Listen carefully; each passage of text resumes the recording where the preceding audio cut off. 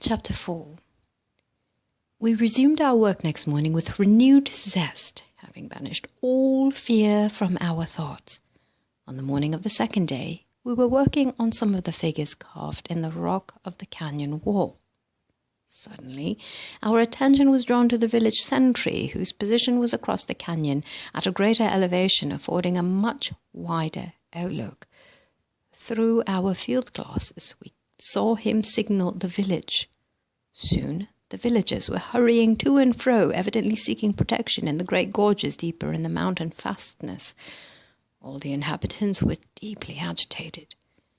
As we listened, we could hear the low, thundering roar of the advancing horde. One of our party climbed to a higher position which gave a broader view of the situation. He called back, stating that he could see the cloud of dust raised by the horsemen as they advanced towards the entrance of the canyon. We secreted our equipment in a nearby crevasse, joined our associate, and found shelter in the surrounding crags and rocks where we could observe the movements of the band. As they entered the canyon, the band halted. 50 horsemen rode forward as an advanced guard. Then the whole band moved up the canyon, spurring and lashing their horses into a wild gallop. The clatter and roar of the hoofs over the rocky floor, coupled with shouts of defiance, caused an indestructible din.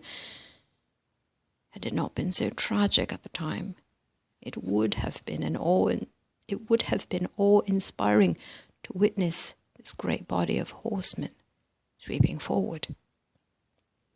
Our position was very advantageous, as the canyon walls were nearly precipitous, so that we could look directly down upon the bandit horde as they swept on with the seemingly irresistible force of a great tidal wave.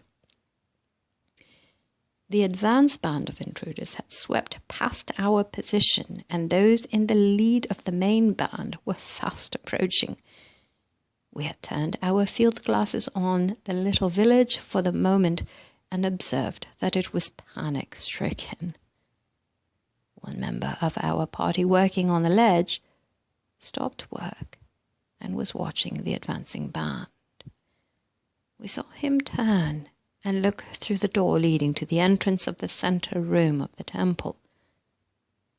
Our field glasses were all centered upon the figure of Jesus as he advanced through the door and stepped upon the ledge, walking directly to the brink and standing for a moment with the body magnificently poised.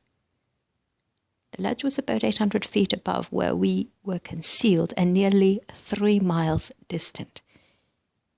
Instantly, we realized that he was speaking, and in another moment, the words came to us clear and distinct. Our associate on the ledge sat down and began taking notes in shorthand, which I also did.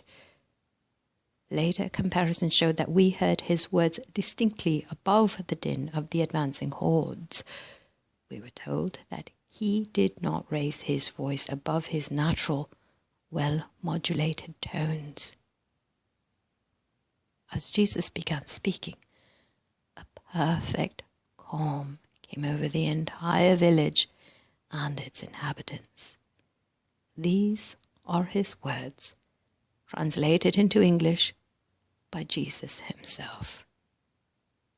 My most fervent prayer will always be that I shall never forget them, though I live to be 10,000 years.